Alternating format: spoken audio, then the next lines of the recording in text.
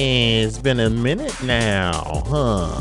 Damn, it's been a nice minute since we did one of these podcasts, peoples. Hey, what's happening, y'all? I'm Collin Key, and this is my podcast called the I Hate Tipping Podcast. I appreciate y'all joining me tonight. It's been a long ass time. This is episode number 24. Episode number 23 was what, like a year ago? If you're not familiar with this show, I'm gonna go ahead and call it a show. It's a show, all right? I put a lot of effort into this shit, so respect my efforts, all right? This is a show. Let me just give you a quick rundown on what I like to do here. Basically, what it is just me talking shit for about an hour, and that's it. End of story. Any questions? It's a podcast because you can get it where podcasts can be found. It's basically audio format only. I put a little video background so it can be found on YouTube with the rest of the collection of these things, just because people do that shit. The video in the background behind this has nothing to do with the show. It's just some shit so that I can put it on YouTube. This is an audio podcast. I may one day eventually make it audio and video, but that's just a whole nother editing nightmare that I'm just not prepared to get into yet. Anyway, I'm going on too much about bullshit. So where was I? More coffee. Wait a minute. That's not bad at all. Starbucks makes some good ass coffee. Something tells me they got slaves. Anytime anything's that damn good, it's got to be made by slaves, like Nikes and Mercedes and I don't know, like iPhones and shit. It's all made by slaves. I guarantee Starbucks coffee is made by some 3-year-old children barefoot in a mud hut or on the side of a mountain with no water. They only get water breaks every 3 days, and their fingers are bleeding as they separate these coffee beans from the husk or whatever. I don't know what the fuck I'm talking about. Anyway, so sorry about that. So yeah, I call this the I Hate Tipping Podcast because I hate tipping, and that was what popped into my head whenever I was deciding on a name for my podcast. Okay, I talk a little bit about why I hate tipping here and there, and a little bit there in the rest of all the place sprinkled through all the episodes. If you're interested, you have to go and find it because I have no idea where that is. But I'm going to talk a little bit about it today, in case you're wondering. And as far as the actual show goes, the way that I decided to do this at first was to just hit record and start talking in episode 1, and I just talked for about an hour. And then after a while, I went and decided to sit down and try to make a format for the show, which I found has worked out pretty nicely for me, and I'm actually kind of happy with. So what that means is basically I have segments that I do every time when I do the show. There's a list of segments, and I'll list them for you here. The first one is always what's going on with me in my life right now. That's always the first segment after I get done bullshitting at the beginning. I talk a little bit about what's going on with me in my life, and then the next segment is always where I tell a true story from my life. The reason I decided to do that is because I have a whole lot of fucking weird ass stories from my life. That's why I wrote a book about it. I wrote a book that's full of nothing but weird ass, crazy ass stories from my life. And so every episode I hit at least a few of these segments, but sometimes I'll go into one and just hang there for a long time and not have time to get to the rest of the segments. But for the most part, I try to stick to the script. And here's the segments list that you can pretty much expect every episode. So the first one is always what's going on with me. The second one is always a true story. The third one, the rest of them can appear in any order. You're an Asshole is one segment, which is where I talk about people who are assholes, like types of people who I can't stand, and then I kind of think should all disappear in the rapture. The next one is a serious topic, which I don't usually get into that much. I try to squeeze one in here and there, but for the most part, I like to keep it light around here. So not too much on the serious shit, because I can get heavy and I annoy myself with that shit. So I know other people get annoyed. Another segment is called a hygiene tip. That's the segment where I give general advice to the public, just in case there's some people out there who never learned how to wash their ass correctly.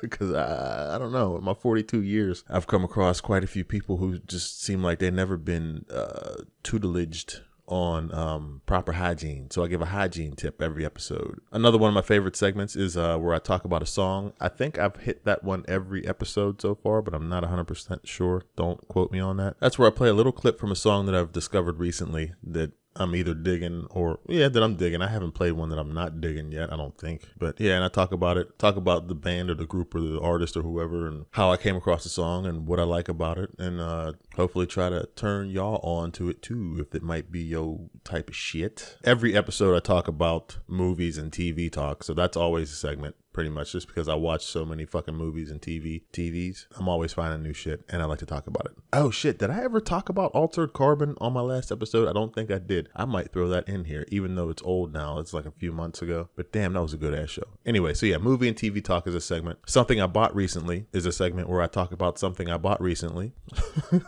and whether I'm digging it or not. So it's kind of like a product review, but not really. It's just it's basically a product review, but I mean, it could have a story behind it or whatever. Like today's has definitely got a story behind it, but nothing crazy. It's just something I've been excited about for a long time, and I finally got the opportunity to get it.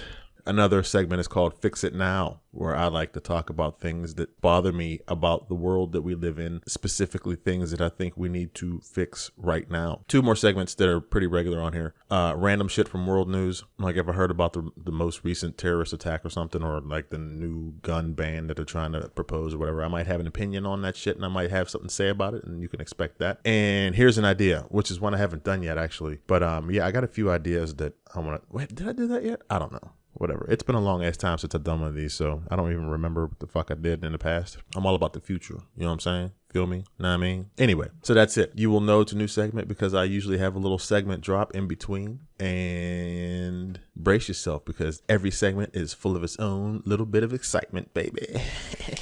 But anyway, no. Thanks again for joining me. Today on the show, we're going to talk about a little bit of this, a little bit of that, and then some more shit. So let's go ahead and get straight into it, shall we? So what's been going on with me lately? A whole bunch, actually. Like a whole bunch. What do I want to get into here on this show? All right, first of all, do you know what Sheetz is? Do you have Sheetz where you live? I live in Western Pennsylvania. We have a gas station joint called Sheetz. It's red, and they sell gas and food, and you can get hot foods and shit and cold foods and beer sometimes and shit. And they're all over Western Pennsylvania. I don't know what they got where you live. I know they got like other shit out west and all that. If you're listening to this over there, just bear with me. All right, I'm going to talk about a gas station for a minute. Sheetz is a big ass, red ass gas station that sells hot food that I used to go to all the time. Being a truck driver for a living, I'm basically forced to either pack a lunch or eat on the road a lot, and I have spent probably $7 million at Sheetz. Probably like $170 million I've spent at Sheetz in the past like 15, 20 years or something. I spent like $20 million fucking dollars at Sheetz, like so much money. And so I kind of felt like I should have like a VIP pass or something, like a gold star customer or something. I even like promoted these motherfuckers. Like my little brother used to work at Sheetz, and he was telling me how Sheetz is a shithole and he hated it. And I was like, how can you say that? Their food is so fucking good. Sorry. I mean, but I used to seriously love Sheetz. I think I took my kid's mom to Sheetz one time, and we like sat out there and ate, and I was just like, I just love this. And we're just sitting there eating, watching people pump the gas because they got chairs outside and shit. And I don't think she was into it, but I was. She probably was like, what the fuck is wrong with this fool taking me on a date to Sheetz? It wasn't a fucking date, yo. Anyway, we was already established anyway. We gonna eat together in the gutter if that's what it takes, all right? We gonna do this shit together, damn it. It smells like piss out here. Well, we both gonna cringe while we eat our burritos and shit, bitch. No, I'm just playing. But anyway, what was I saying? Yeah, I used to really be all about Sheetz. And then something happened and it pissed me off. And here's what it was. And you tell me if I'm an asshole for this, okay? Sheetz has hot foods that they call it MTO. You can go up to this little screen and you can order whatever you want, and you can have them make it with however you want and all that shit. Like you can pick a chicken and you pick your bun and your cheese and all that. And if you want pickles and shit, or like fucking mayonnaise or duck sauce. Chicken sauce. You want fucking chicken on your duck, you can get it. Well, however the fuck you want your shit, you can get your shit that way. Order it on the screen, get the receipt, go pay for it, wait for your shit. They call you, and then you go get your shit and you leave. And you can pump your gas too. It was like super convenient. Get a beer. Get one if you need one. All right. They also have cold foods. Like there's a section that has these like cold sandwiches, but not sandwiches, like they have like fucking burritos and shit, and like wraps and like fried chicken sandwiches and shit, like chicken breast spicy shits and all like that. And you can get them shits, and sometimes I like to switch it up and get them shits. And the one time I went in there and they had this fucking bear with me, this is a good story, all right? I have a reason for why I hate Sheetz now. I actually have two reasons. I actually have a whole bunch. When I think about it, I have a whole bunch. Anyway, we'll get into this a little bit. So my first beef with Sheetz was I went and got one of them cold ass chicken sandwiches. What it was a grilled chicken breast on some fucking, I don't know, delicious bun. And it had like this spicy, what was it? Like a spicy fucking sauce on it. It was a spicy grilled chicken sandwich on a bun in like a fucking cardboard thing that you can get and take. All right. So lots of gas stations have cold sandwiches and shit and like whatever. And then they have a microwave there so you can heat that shit up. And then you can leave and eat your shit in your car and spill it in your lap and burn your balls. Scorch your nuts and burn your balls or your labia if you're a woman. You can burn your labia. That was funny. Anyway, I grabbed one of these cold ass chicken sandwiches and I went to go put it in the microwave at Sheetz and I realized they don't have a fucking microwave. I was like, oh, that's weird. All this fucking time I've been coming to Sheetz, all these years that I've come in here, I've always got the hot foods, not the cold foods, and I never even realized that they don't have a fucking microwave. And I was like, well, I mean, I see them, they have microwaves in the back where they're cooking the shit. So I just said, hey buddy, can you heat this up for me? And he said, sure. No big deal. Paid for my shit, ate it. It was fantastic. I've probably eaten 4,500 of those fucking sandwiches since that day. All right. Here's the problem. After that day, basically almost every fucking time I went in there, these people fought me on microwaving my sandwich. I mean, I couldn't believe the resistance that they were fucking giving me about putting that damn thing. I mean, the shit was crazy. Like I would be like, hey, can you microwave this for me? And they'd be like, we have regulations against putting stuff in our microwaves. I was like, what? I just watched, what? Like you make these fucking sandwiches here. I didn't bring this from my house and ask you to microwave it, asshole. Put it in the fucking microwave. I won the argument a few times. Well, I won the argument a bunch of times, I'll say. But then I had a couple times where I had dudes like straight up look at me like, no, I'm not going to do that for you. Like, and you can kiss my ass. And I'm just like, ooh. And I mean, that, you know, when I get like that, then people start getting fucking suplexed and shit all up in the gas stations. You don't want that. They don't want that. Nobody wants that. I definitely don't want that. I don't need no more felonies out here. You know what I'm saying? But anyway. So yeah. And I mean, I went in there one time and the one dude, he gave me such attitude about it. And he looked at me like, fuck you. And I was like, wow, like what the fuck? And it really bothered me because I'm like, what do people do? Do people really just take this cold ass chicken sandwich and just eat it? Like I know some people like to eat cold food, like cold pizza and cold this and cold that. And it's not that big of a deal, but like they always have these sandwiches here. So are people always eating them cold? Because I don't see that many people always eating cold fucking fried chicken sandwiches. Like what? Anyway, so I went back and forth with them. And then it came to a point where I went to a different Sheetz and the girl like took, I asked her, I said, could you microwave this for me? And she went, here, I'm not supposed to, but And then she took the fucking thing and she opened it up and she put it on a fucking like a plate and like covered it. And I was like, you don't have to do that. I was like, just put the whole thing in a microwave and you can just put it in there for fucking 30 seconds. I don't care. Take the chill off it. It doesn't have to be fucking nuclear, just so it's not like still half fucking ice ass cold, like refrigeration shit. Please. Can you just she's like, no, we have regulations. We're not allowed to put, I'm like, you have regulations against putting food that you made here in the fucking microwave. And she gave me such a hard time. I was like, you know what? She did it. And then I was like, it's good the way it is. And she like opened it and probed it and was like, no, it's not done yet. I was like, what? And then she wouldn't fucking give it to me. And then she gave me such a fucking headache about this shit. I was like, I'm never coming to Sheetz again. And I straight up boycotted Sheetz for like fucking 3 years or something. Maybe even longer than that. Like they give a shit.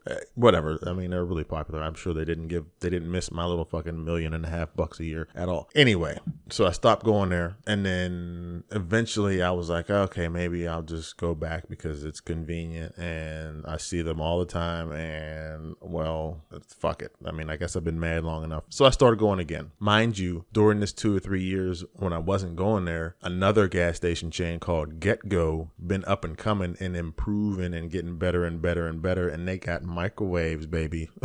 And not only that, their food is way fucking better than Sheetz now. So I was like going there all the time and I still prefer Get Go now. But sometimes you ain't around a Get Go. Sometimes you're around a Sheetz because there's more Sheetz because Sheetz been around longer. All right. Anyway, so I got back in bed with Sheetz. I stopped there pretty much regularly. I see them on my runs whenever I'm driving the trucks at work all the time. And I stop in and I drop in and I grab some shit and whatever. I mean, it ain't that good anymore as I remember it, but it's convenient and it gets the job done. Until like 3 days ago, I'm sitting at work, I'm hungry, and I was like, fuck, I want to go to Get Go and get the buffalo buffaloed sandwich. Buffaloed at Get-Go is like the bombest fucking sandwich that you can get in your face ever in your life. You understand? And it's only at Get-Go. If you ever see a Get-Go and you don't stop and go in and try the buffaloed sandwich, then you're just garbage. Just fucking hold your breath until you pass out, but then don't die. Wake up again and then realize that you need a buffaloed sandwich in your face. Yeah, so I went back to fucking Sheetz again because I was like Get-Go or Sheetz at work for lunch. I had to like leave and go and come back because I was working in at work. I wasn't going to drive trucks that night. I'm sitting there, I'm like, well, the Get-Go is 10 miles away or the Sheetz is 1 mile away. Fuck it, I went to Sheetz. Even though I really in my heart wanted that fucking buffaloed sandwich, okay? The only thing that Sheetz has better than Get-Go at this point is coffee. Get-Go coffee is kind of butt still. They don't really have a quality cup of coffee. Sheetz has like a variety of good ass coffees, but like I said, they've been doing it way longer, even though I hate the way that they have their fucking lids. I watched a fucking dude excuse me, come out of the bathroom. I was in the men's room with this dude. He took a shit, didn't wash his hands. I saw him leave, and after I washed my hands, I followed him out and watched him touch all kind of shit, and I was like, oh my goodness. And so because of that, now I kind of hate the situation where you have like all the coffee lids and you have to like touch them and hold them and like separate the one that you want. Like I like the single serve lid situation, like at McDonald's where you pull the thing down and it pops one out for you. Like I need that. I saw this dude take a shit and leave the bathroom without washing his hands and then go and like fucking fondle candy bars and the ice maker machine and the pop buttons and like cookies and shit. I was like, yeah, this is disgusting. So Sheetz, the way that they have their fucking lids set up for the coffee is ghetto, but their coffee's still good. They have good flavors. So I went to Sheetz for lunch that night. I ordered it. They have these fucking personal pan pizzas. I ordered that shit, got like a cookie and some other shit, and then I left and I went back to work and then I opened up my personal pan pizza and the motherfucker was burnt black to a crisp. And I'm not even fucking exaggerating. The motherfucking pizza was hard as a fucking piece of coal and black as a Bernie Mac. Sorry, R.I.P. Bernie Mac. That was insensitive of me. Black as Forrest Whitaker. That motherfucking pizza was so fucking hard and burnt. And I was like, I'm not driving back there. I'm starving. I'm going to eat the shit anyway. So I forced it down and I got sick. And I was like, okay, officially I'm done with Sheetz. And that's my story. And that was a long ass way to go to tell that fucking story. Holy shit. Yeah, that's why I've been like, fuck Sheetz. So yeah, fuck Sheetz. Boycott Sheetz. Get-Go is where it's at, baby. 2018, Get-Go all day. So yeah, I went to fucking Macy's because I looked at my closet and I don't have any fucking clothes, and I was about to go out with some chick to the movies, and I was like, damn, I should probably buy some clothes and some shoes and shit. And I went to Macy's, and whenever I got there, I was looking around and I realized, like, after I tried on about 8 pairs of fucking jeans, all they make nowadays is fucking skinny jeans. I'm not even fucking joking when I say that. I went to Macy's. I was in Macy's for like 2.5 hours or some shit, trying on shit. Well, maybe not that long, maybe like an hour and a half. Tried on like every fucking brand and style of jeans that they had. And I tried on all these fucking jeans and nothing fucking fit me. And yeah, personally, I don't like the slim look on dudes, the slim fit jeans. I mean, I guess that's the fucking style these days or whatever, but I don't know. I'm not a fan of it. I don't think it looks good because it just makes me feel restricted and uncomfortable just looking at other dudes with tight jeans on. Like, it makes me like adjust my shit, like, oh fuck, ugh, like even just looking at it. And I definitely don't like the feeling of having tight ass jeans on. But anyway, like every pair of jeans that I tried on, I didn't try on the ones that said slim or straight or anything. I tried on the ones that were like fucking relaxed cut and boot cut and loose fit or whatever, and nothing fucking fit. Everything was tight and slim fitting. And so I got out of Macy's and then I went online and was looking to like fucking Sean John and I don't know, wherever else. And I mean, that's all they sell nowadays is fucking slim cut, snug fit, ball crunch, nut hugger, fucking sack split, fucking denim, razor thin fucking jeans. And I don't like that. And I don't understand it. Like fucking everybody out here ain't trying to be like fashion trend dude and shit. Like I just want some fucking jeans. Like I have a big butt anyway, so I have to wear jeans that are a little bit bigger. Like I wear like a 40 waist just so they're bigger, because if I don't, my butt being big, no homo by the way, but my butt being big lifts up the back of the jeans And it makes them look tight in the front. If you feel where I'm going with this, if you can understand, try to get a visual. So I have to get my jeans a little bit bigger anyway. And so if they're cutting them all fucking slim nut fucking cut style nowadays, that means I have to get like a size 44 waist just so it fucking will sit right. And it's just all fucked up and I don't understand it. I'm not wearing tight jeans, so I'll just have to wear cargo shorts all summer or something, or sweatpants, or I'll wear fucking camo pants. I don't know. That might be what I have to do. Just rock fucking straight camo pants all year. Just every style, every color, fucking snow camo, the fucking blue, navy colored, the blue and black camo shit, which look hard as hell. But I mean, come on. That shit is not making you fucking blend in with the water. Or maybe it will. I don't know. I never understood why the Navy would have blue fucking... all right. I mean, the shit that I honestly think that's the best looking. The desert camo shit just really looks dusty. Like you just look dirty and hot all the time. All right. Well, I'm just getting off fucking subject here. My favorite jeans company went out of business or something. I can't find them anymore. And that was Echo Unlimited. We used to have a fucking, like an outlet store that sold nothing but them. And I mean, I was there all the time and it was the best jeans. And they even had like, I have an Echo watch and a couple Echo book bags and shit. And just, that was the shit. I loved that company. And then they just slowly but surely just went away. And they used to even sell them in Macy's, and Macy's don't have them anymore. They had the best t-shirts and the best jeans. They just had the best shit for my style and they're gone. And so now like all I can get is fucking skinny jeans. And I ain't with that. So I don't know. Who do I need to write a letter to? Let me know in the comments or something. Help a brother out. I ain't trying to rock sweatpants all year. Fucking track pants and shit. Ugh. Anyway, what else is going on with me? All right, so yeah, I got a little tipping story too. All right, this is the I Hate Tipping podcast. I'm not going to get into the whole reason why, like my whole philosophy about tipping and why I hate it so much. I'll say this. I'll say it's a retarded tradition. Should I not say retarded? I don't know. It's a stupid ass thing that we do that people just go with. And I'm like, why are we doing this? And if you question people on it, you're an asshole. And if you say, but we don't have to do this, there's a better way, you're an asshole. And now it's like an accepted like major part of the way that we do shit. And they don't do this shit like in other countries and stuff. They look at us like, what the fuck is wrong with y'all? No, what do you mean? The shit costs $15. Here's your $15. Thanks. Exchange complete. So would you like to give a little more? If it costs more, then add it in the price of the shit, so I don't have to sit here and do mental math or download an app that can tell me how much more additional that I need to pay. Just charge me what the fuck you want me to charge me, and then we'll be done with it, okay? But then on top of that, I mean, I go further. Like, people will say, oh, well, tipping is because the job's so hard. Get the fuck out of my face with that, okay? I worked in 2 lumber yards. You think your job's hard because you got to deal with people all day? I've done that too, okay? I'll do that. I'll work 5 of those jobs over working in 1 lumber yard, okay? Go work in a fucking lumber yard. Go be a roofer. A hard job. Suck my dick, okay?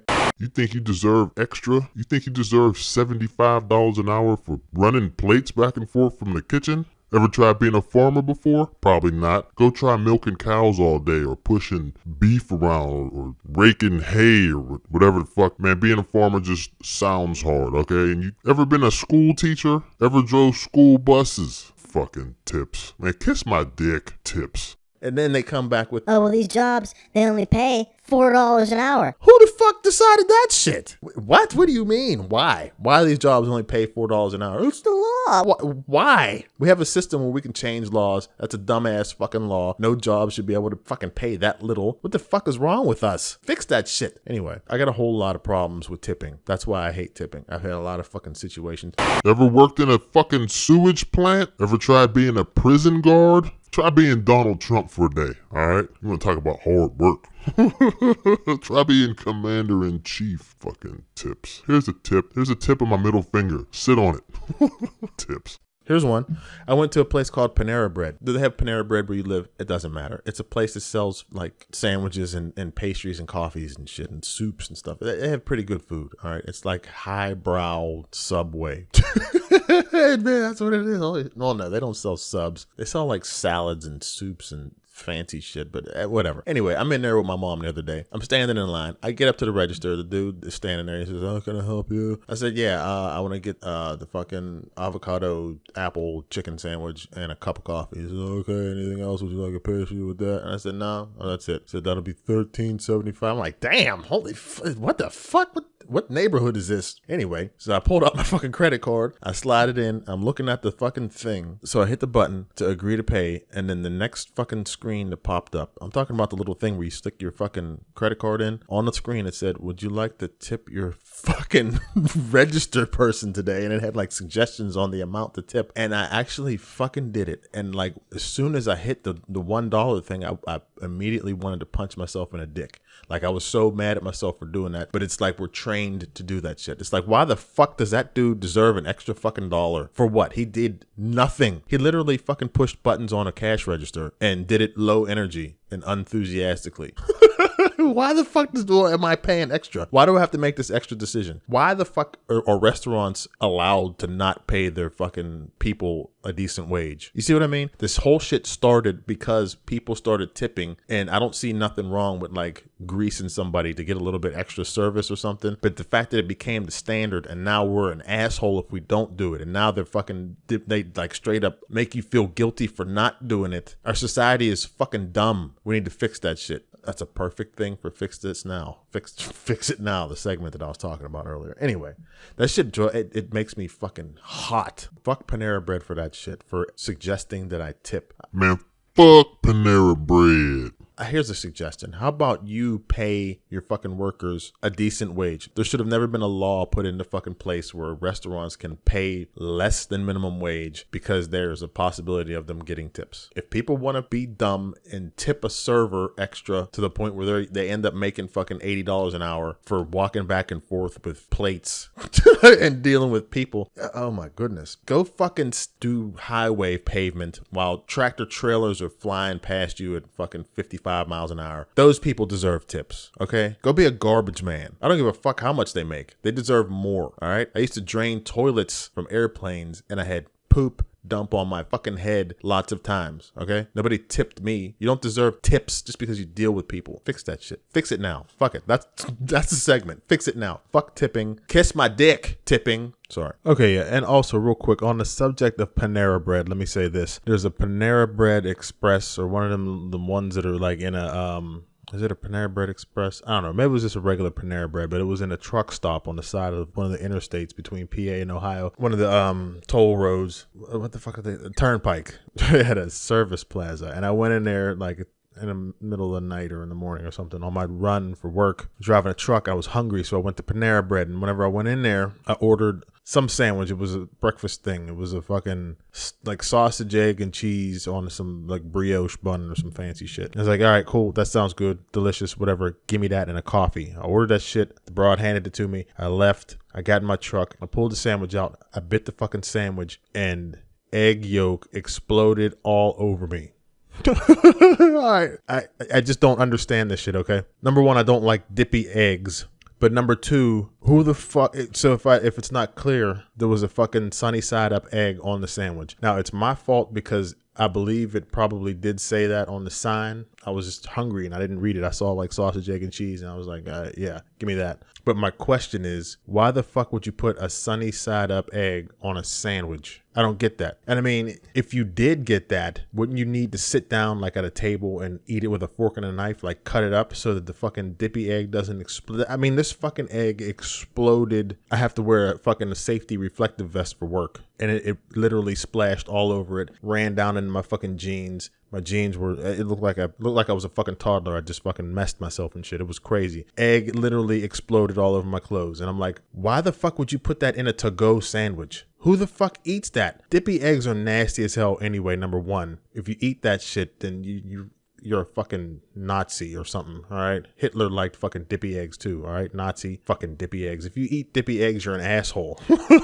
No, but I don't know. I just don't get the fucking sunny side up egg shit. But whatever. But why the fuck would you put it on a sandwich? I was just sitting there holding the sandwich, and the shit was just running out of there, just drip, drip, just fucking all over me. And I was furious, and I didn't fucking get a chance to eat it because that's just nasty. And I was hungry, and it fucking sucked.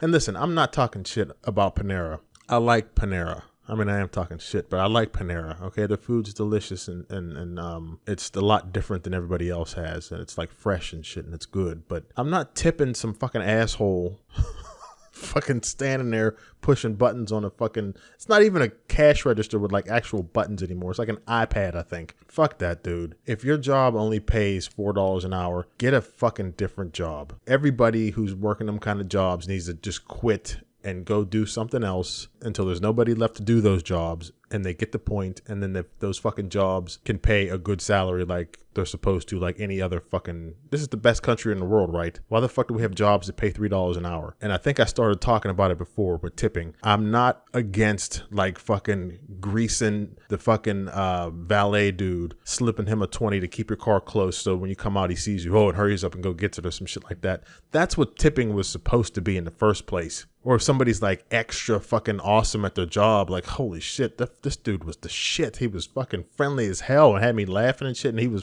fucking on it and had my shit. Cool, you want to do that, do that. But it's the fact that it became the fucking standard. Now it's expected. Now they fucking suggest the amount that you're supposed to do all the time for the people doing their fucking job. Kiss my balls, all right? Or just pick one. Either one you want. Left one, right one, middle one. Kiss my middle ball, all right? That's all I have to say about that right now. But I got a lot more to say about tipping. We'll get to it in another episode. I got other shit to talk about. So what else is going on with you, Collin? I just finally beat God of War. Oh my goodness, that game. I mean, I beat it, but I didn't really beat it. Like, I got to the end of the story and I saw the fucking credits and shit. Kind of disappointed at a couple things. I don't want to spoil it. Should I? Spoiler alert. If you're playing this game, and you might want to fast forward a little bit, but I'm going to talk about something. Spoiler alert! No Thor, no Odin. I was super excited and couldn't wait to see Thor or Odin or any other of them cats. And you don't get to. And I was like, what? Like, I beat the journey. The journey is to go and throw your dead wife's or your dead baby mama's ashes off the top of the ship with your son because she wanted to be dropped from the highest peak or whatever. And I did that, and I was like, okay, what now? And then the credits started rolling, and I was like, what? No, this can't be right. What? I need to fight Odin or Thor. I mean, you do get to fight Thor's kid and his nephew and his brother. And his brother is a good fight, and that's absolutely my favorite part of the game at this point. But like, come on, where's the big dogs? They're really holding out on that. And I guess they're saving the big dogs for the next games. Fine, whatever. But I was really hyped up to fucking see Thor. Like, you see statues of him, and like thunderstorms appear out of nowhere. And I'm like, yeah, here he comes. And then he don't show up. And I'm like, oh, this is more of these troll dudes. Great. Or these fucking witch lady cunts. Yeah, whatever. Like I said, I beat the game, but I didn't beat the game because there's still so much shit to do. Like, I haven't fucking tackled not even half of the missions that are on my map. There's a lot of missions, and then I just fucking unlocked like a couple more, I think. So there's still plenty to do, but as far as the actual story mode of the game, I finally beat it. It took me a long ass time, and I'm gonna go ahead and just say this. All right, 3 things. All right, the first thing I want to say is this game is so beautiful.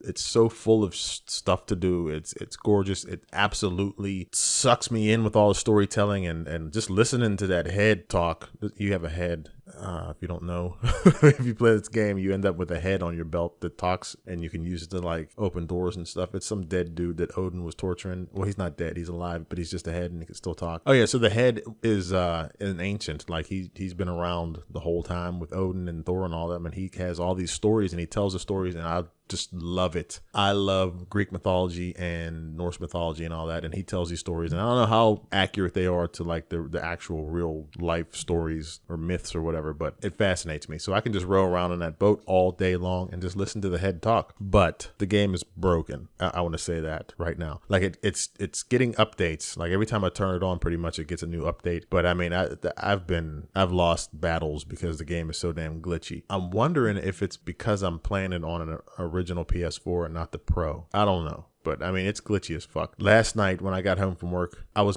fighting Odin's son, Thor's brother. I don't remember the dude's name. They called him the Stranger or something. But the Unfeeling or whatever. I was fighting him for like the 3rd time, and it was awesome. But I noticed that in the middle of the battles, I would hit buttons and it would do nothing. And I was sitting there like, oh, well, maybe I need to get closer to the PlayStation, or maybe I need to reset my controller, or because my headset's wireless. I was like, maybe that's interfering with the controller and making it so like I was hitting buttons and like Kratos was just standing there. And I'm like, what the fuck? And meanwhile, I'm getting killed. And that happened a lot. And I never found a fix for it. It would just fix itself. Like Kratos would freeze for a minute in the middle of the fight. And then a couple minutes later, he would come back to life or whatever. He would unfreeze. And then I would just be about to die. And then I would die. And then I would start the fight again. My entire time playing this game, I've had this kind of experience. I don't know. My PlayStation is brand new. I just bought it.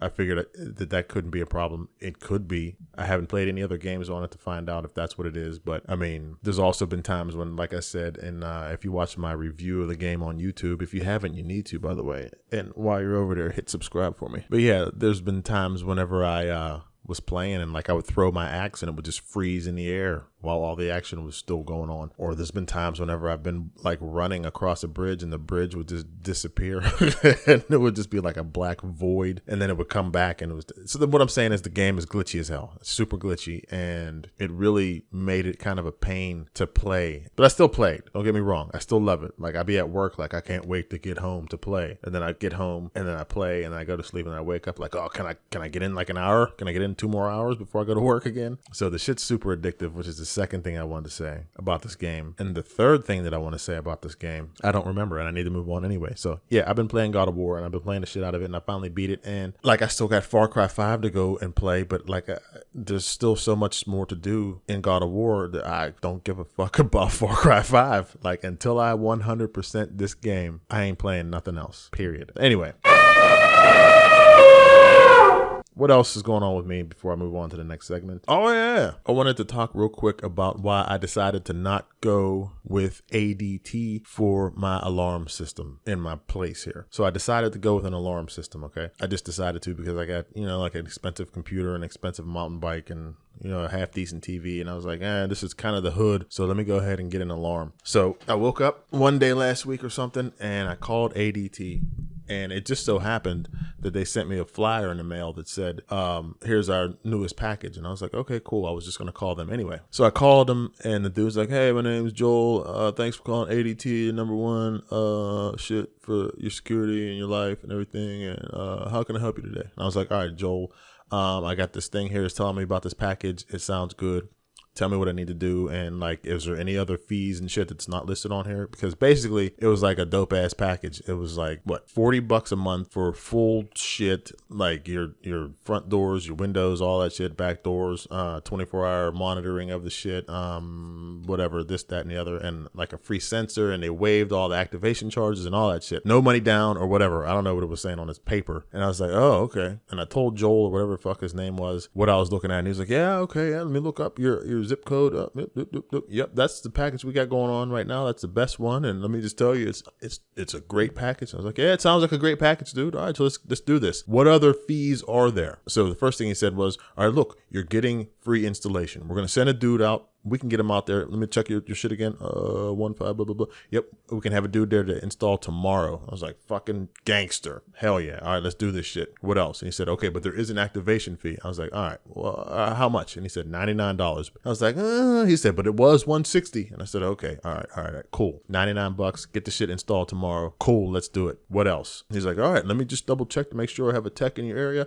Boop, boop, boop, boop, boop. Yep, you're good to go. I just need the 99 from you, and then it'll be a recurring payment of blah blah blah as long as you have your own phone line. I was like, oh, I don't have a phone line, so what does that mean? He said, oh, okay, well, it goes up from $39.99 a month to $59.99 a month because we have to put in like a wireless modem, and there's a charge for that, but I mean the installation on that's free, and we're going to throw in a free sensor that'll like a movement detector that'll cover like one whole half of your crib and all like this and that, but it'll be $59.99 a month instead of the $39. And I was like, all right, well, wait a minute. Let me think about this. I knew there was going to be some more charges, but I was like, well, wait a minute. I was like, I have Verizon now for internet. What if I call them and get my phone activated? What am I looking at monthly then? And he said, oh, the $39.99. I said, oh, okay, cool. And so that's what I was looking at. $100 down, $39.99 a month, or $59.99 a month. I was like, all right, well, hold on. Is there a contract with this? And he said, yes. 3-year contract. And I said, oh, okay. So what's the fee to get out of the contract? He says, well, first of all, let me just tell you that if you move, we move with you. So you don't have to worry about that. there's no reason to cancel the contract. I was like, well, what if I hit hard times or lose my job? I lost my job last year and because I got laid off because of whatever, and that is just like another bill to have. And so what if I need to cancel it? He said, oh, let me just look into that. And he looked into it. He said, it'll be basically 75% of whatever is remaining in the contract. And I was like, holy shit. And I was like, and what does that add up to?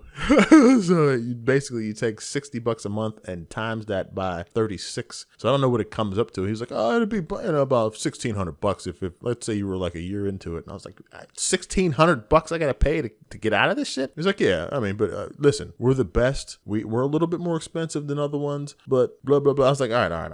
It's cool, man. Let me think about this for a second. He's like, okay, go ahead. And I was like, all right, look, well, here's what I'm going to do. I'm going to go ahead and I'm going to do this because everything you're telling me sounds good. I'm not a fan of the 3-year contract. I'll just tell you that right now. I do want to get the $39.99 price a month. Let me go ahead and call Verizon and make sure a phone line isn't going to cost that much. And it shouldn't. They should just be able to turn it on because it's already wired in here. I have Verizon wired throughout the whole place. Let me make that phone call and call you right back. What is your name again? It's Joel, right? And this is where everything changed. Joel says to me, he says, oh, well, I have to tell you that this deal expires the second that we hang up the phone. I was like, excuse me? He's like, yeah, this is all tentative on this phone call. I was like, but I called you. This isn't some fucking hot sales call where you called me offering me a deal. I called you. Like, I could just call back and get anybody else and probably get an even better deal. He's like, no, this goes away as soon as we hang up. And I'm like, well, what kind of? He's like, well, listen, let me see what I can do. I'm gonna work something out.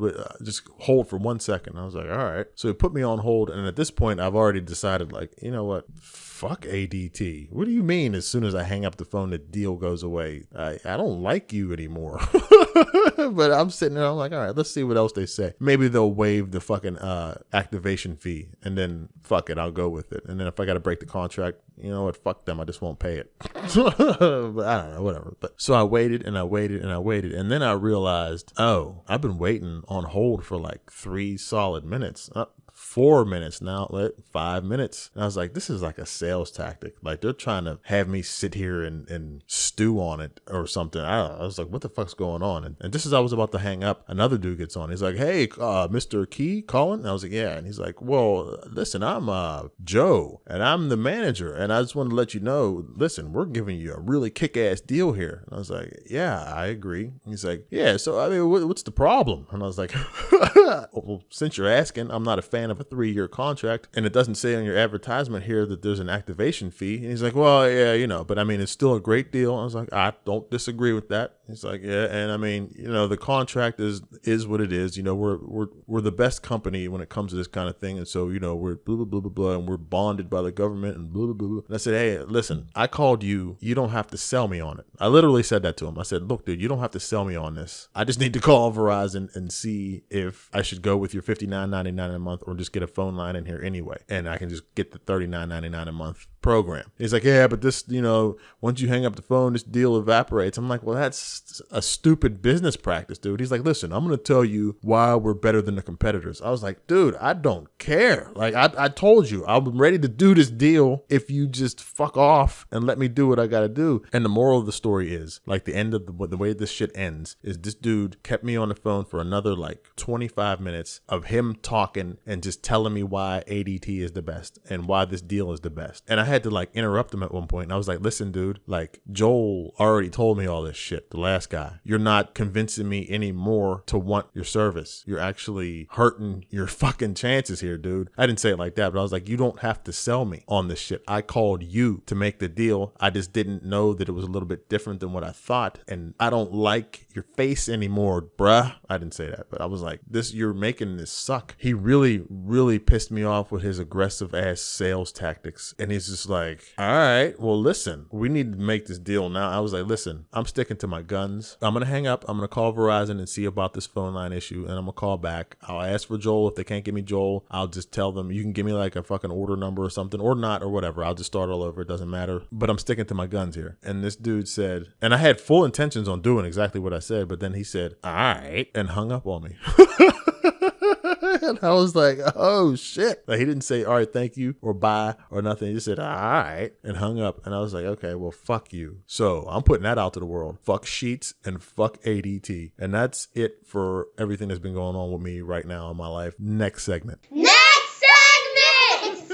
All right, true story. So when I was probably about how old was I? I was in high school, so I'd say about 16 probably. Me and two of my homies went over to this girl's house. I don't know, somehow we ended up hooking up with these chicks, and we ended up at the one chick's house, and her dad, who she lived with, wasn't there. And we were in there. We might have been like, I don't know, just fooling around. I really don't have a memory of what if we like got laid or anything like that, but I don't think so. Like, the shit didn't get too far, but we were just like fondling around and diddling, the diddles and maybe some fingering or whatever. I don't know. Just mild fondling was happening and shit. Like, it never got a chance to get too far because even though our intention was to fuck when we went over there, but it just didn't get to that point because all of a sudden the one girl says, "Oh, fuck, my dad's home." And we're like, oh, shit. She's like, fucking, and we went to bail out of like the back door and she's just screaming like, no, that's the way he's coming. Wait a minute. Without me trying to reenact, the chick flipped out, said that her dad was coming home. If I remember, I think we tried to all bail out the back door, and then she screamed, no, that's where he parks. And we looked out and saw the fucking headlights of his truck, and this is at night. And then the headlights went out and we went to go out the other side, and then she's just like, no, stop. And we were like, where do you want us to go? And she said, make a table.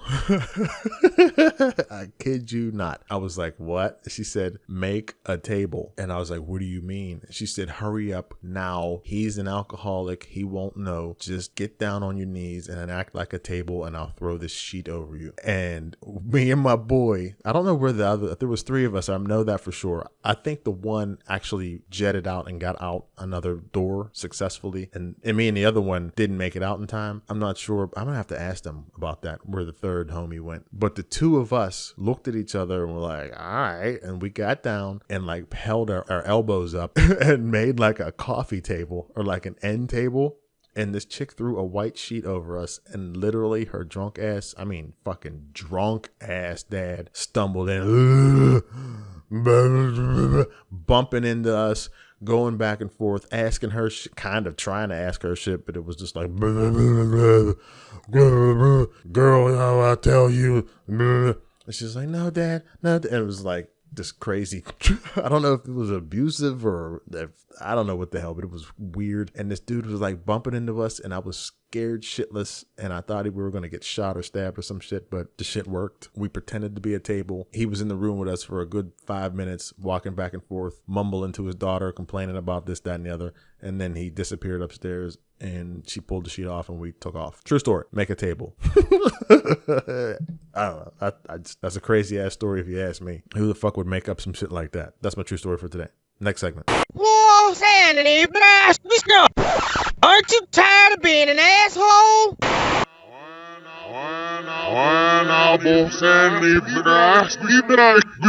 You gotta be tired of being an asshole by now. There's already enough assholes in the world. Don't be another one.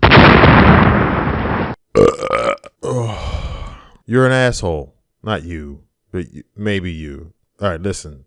Oh wait, my plant's about to die. Are you dying, plant? Wait a minute. Oh, my plant was like leaning, like all the leaves were leaning up against the wall, like it was trying to die. And I thought it was just like, oh, I can't take it. I'm out. Fuck this. Deuces. But I forgot. I had the thing sitting on the table in the living room all day, and it was just stretched out towards the sunshine, I guess. So like all the leaves are pointing in one direction. You're an asshole. This one is a weird one to me, and it's always been weird to me because it's not weird to other people. Yeah, I'm just going to go ahead and say it. If you're one of those type of people who thinks it's kosher to blow your nose like in any situation, like have you ever been like sitting at the dinner table and people like grab a fucking napkin and just just while people are eating and just like while they're talking, like, yeah, man. And then I was at work the other day and then hold on. And I was trying to explain to my boss, like, I can't do that many fucking reports in one afternoon. Wait a minute. Yeah. And so anyway, and I'm just staring at them like, seriously?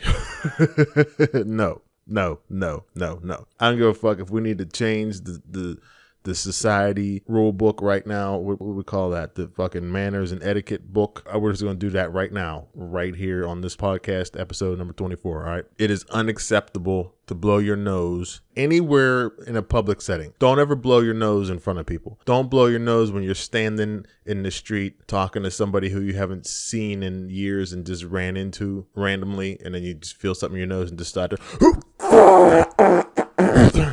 nope, unacceptable. Don't blow your nose at fucking PF Chang's while everybody's trying to enjoy their spicy shrimp and shit, or their fucking hibachi noodles.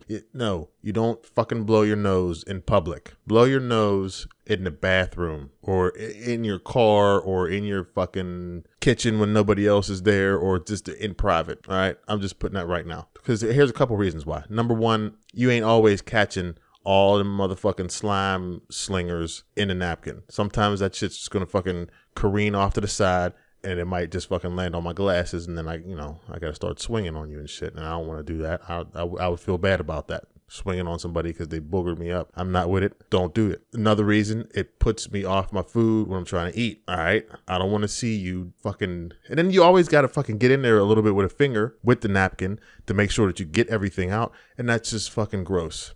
And let me give a perfect example of something that I'm talking about right here. I was watching a YouTube video of this chick who does beer reviews, and she was making this video, and her and a group of her friends were sitting in a circle, like a tight, close circle, like socializing. They were like on the floor, I believe. Like three of them might have been on the floor, sitting Indian style, like right next to each other in a circle, and the one might have been like in a chair, but like right up in front of the rest of them. Or I don't remember. It was like a really close like grouping of people in a circle, and they're just all smiling and like cheersing with their fucking beers and their wine or whatever the fuck they were drinking and shit, and like they were close enough to smell each other's breath. And the one chick whose video it was, in the middle of it, just pulls out a fucking napkin and just I know, and this wine is just divine, and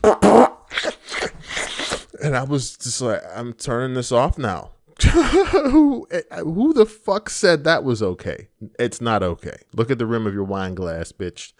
What's that green shit there? You see what I'm saying? You see where I'm going with this? No. You don't blow your nose that close to people, number one. And why do I have to even explain this? Anyway, I'm starting to feel kind of grossed out in my stomach already right now, so I'm going to end this segment.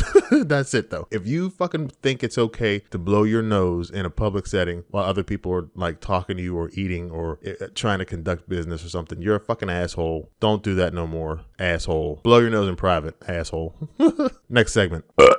Here's a hygiene tip for you. You stink. Get away from me. Here's a hygiene tip for you. Brush your teeth, Buster, and get away from me. You've just got to have better smelling breath, mate. That's all. Then perhaps you can make friends. Oh, excuse me. All right, hygiene tip for the day. Here's an experiment for you. Yeah, here, do this. Go in your kitchen. Go in the refrigerator. That's what we call it here in Western Pennsylvania, the refrigerator. Go in your go in your fucking refrigerator and get a piece of fish. All right. I don't care if it's like some orange roughy or some tuna, like some tuna salad or something, or like just make sure there's some of the meat, in there, some fish meat. Go in the kitchen and get some fish meat and put a little bit, like a little pinch, like a little half a teaspoon of fish meat in a bowl or on like a mayonnaise lid or something.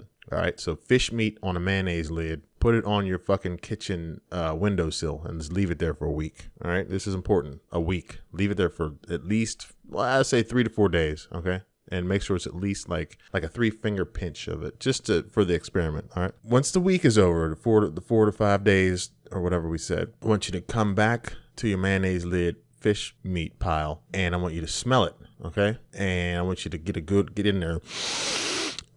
Really let it like coat the inside of the hoses to go up your nose holes into your brain, your nose hose holes. What's the word for that? Nostrils. Let it like coat your nostrils so that you can basically taste that smell. And then I want you to realize that that's what rotten fish meat smells like, and that might be what your breath smells like if you don't floss your teeth. Okay. See, what happened was the fish meat on the mayonnaise lid was sitting in the heat. Okay, that's why you put it on the fucking windowsill, because the heat from the sun will heat it up and it'll make it rot faster. Okay, that's simulating the temperature inside of your mouth. So, and the reason for this simulation is that if you were to eat that tuna fish sandwich, you're going to get some tuna fish in between your teeth, and it's going to sit there. And after about 3 days, especially if you don't brush properly, the fish meat will be rotten, and that rotten mayonnaise cap fish meat smell is what the inside of your mouth smells like, because you literally have rotten fish meat between your teeth.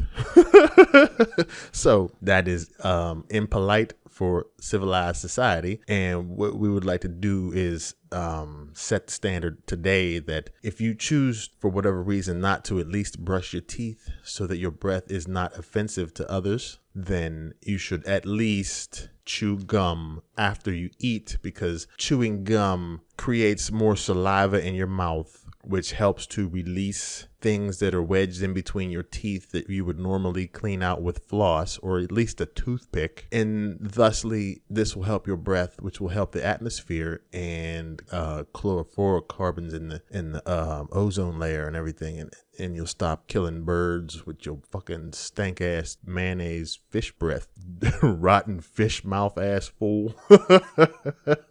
Nah, but yeah, that's the hygiene tip for today. You should floss, okay? Because shit gets between your teeth and it rots there. Like, even if you don't care about your teeth falling out of your head, you should at least care about having non-offensive breath. Okay, nobody wants to smell dead animal carcass decomposing in between your chompers, people. And this ain't just for dudes. There's some of y'all chicks out there too with stank face. All right, I'm not trying to be a fucking total asshole here today, but anyway, yeah. So if you chew gum after every meal, it at least kind of helps as if you had flossed or used a toothpick to get some of the fucking dead animal from between your teeth. Okay, so floss, use a toothpick, or chew gum after you eat, and brush your fucking teeth at least once a fucking year, people, please. My mom told me that the whole time that she was with my dad, she never once saw him brush his teeth. She said that she's pretty sure he did not even own a toothbrush. That's something to think about. That's your hygiene tip for the day. Next segment. Ladies and gentlemen, movie talk time!